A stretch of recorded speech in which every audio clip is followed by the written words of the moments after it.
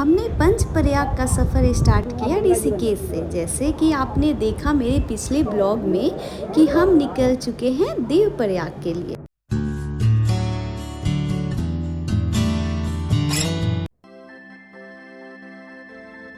ऐसे तो देवप्रयाग सीक्वेंस में आखिरी प्रयाग है, बट हमारी जर्नी के अनुसार पहली प्रयाग है। ऋषिकेश से अलग लगभग 60 किलोमीटर का रास्ता है, लेकिन बहुत ही खूबसूरत रास्ता है।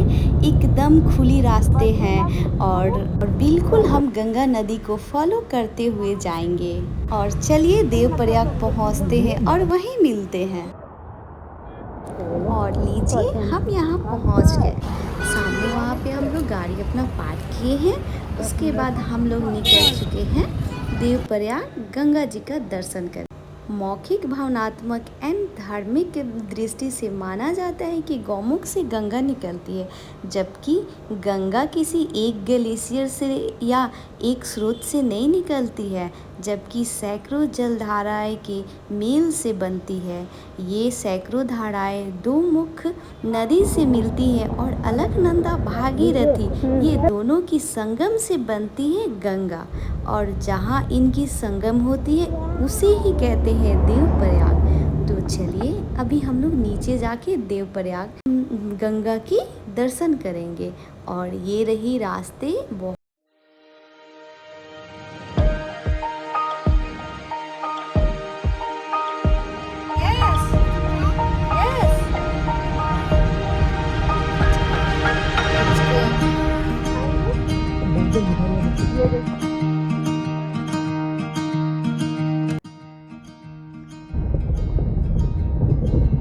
तो गाइस देख सकते हैं रास्ता थोड़ा सा डिफिकल्ट रास्ता है, बट कोई नहीं, बहुत पतली सी रास्ता है। लेकिन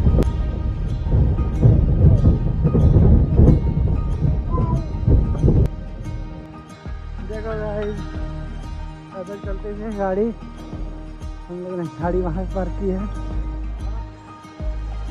हाँ, पैदल चल रहे हैं, ब्रिज से पार होंगे।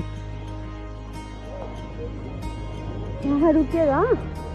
और बहुत लोगों को नहीं समझ में आता है कि भागीरथी कौन है और अलकनंदा कौन है। तो जो भागते हुए आ रही है ना तेजी धाराओं के साथ, वो भागीरथी है, और जो शांत सी है वो अलकनंदा है।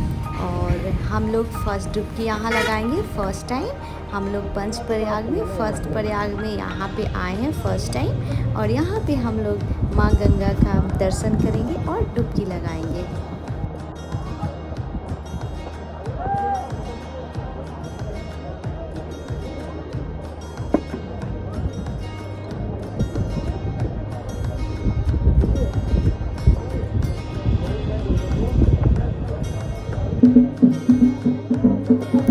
और शायद हमारी चेहरे पे आप लोगों को थकान दिख रही हो, क्योंकि वाकई हम लोग थक चुके थे, क्योंकि हम लोग अभी ऋषिकेश में भी बहुत घूमे थे इसकी वजह से। और चलिए अभी हम लोग गंगा का स्नान करेंगे तो सारी थकावट यूँ मिट जाएंगी। और यहाँ मेरा बेटा भी डुबकी लगाया और मेरे हस्बैंड भी डुबकी लगाए, और हम तीनों जन मिलके यहाँ पे डुबकी लगाए और गंगा माँ से आशीर्वाद लिए। और पानी बहुत ही ठंडी थी, लेकिन बहुत ही अच्छा लग रहा था। हमारा फर्स्ट टाइम देवप्रयाग में डुबकी था, तो बेहद ही आनंद भी आ रही थी। और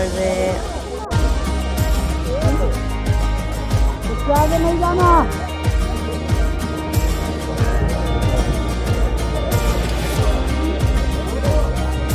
यहाँ पे हम लोग पूजा किए, शिव जी का पूजा किए। यहाँ पे पंडित जी बैठे हुए थे, और यहाँ पे बहुत सारे पंडित जी बैठे हुए थे और पूजा वगैरह करवा रहे थे।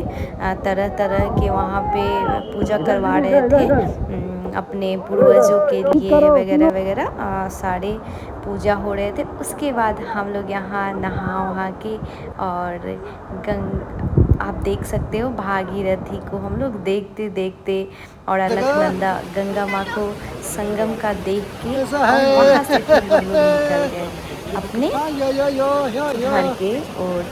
और यहाँ से हम लोग अपने घर जाएंगे।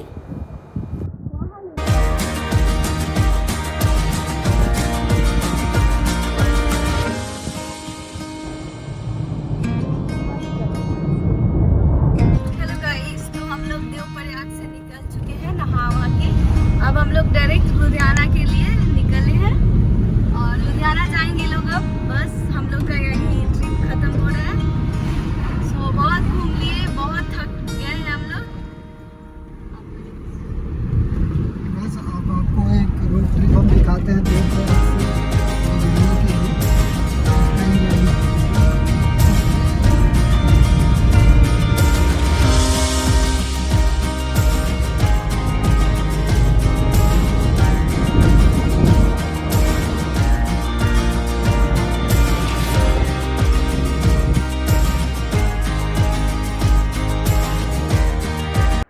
और रास्ते में एक बहुत ही खूबसूरत रेस्टोरेंट था जहाँ पे हम लोग गंगा जी का वहाँ पे भी दर्शन किए और बहुत ही खूबसूरत लग रहा था। वो रेस्टोरेंट काफ़ी अच्छी थी, वहाँ पे हम लोग खाना खाए। उसके बाद हम लोग फिर निकल पड़े।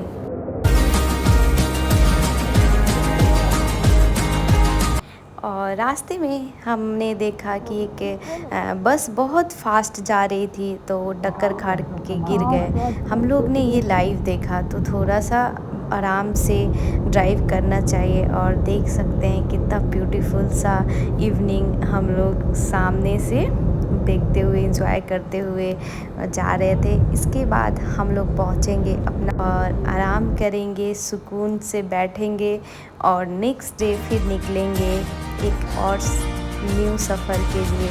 तो ब्लॉग में बने रहें और अगर आपको ये ब्लॉग पसंद आई हो तो लाइक, कमेंट एंड सब्सक्राइब ज़रूर करना और चैनल से ज़रूर जुड़ना। फिर एक नए ब्लॉग के साथ हम लोग आपसे मिलेंगे और बस bye bye, take care. Parking रास्ता ऐसा है, हमारी गाड़ियाँ लगी है। हाँ, मैं अभी भी इधर से आ रहा है। चलो।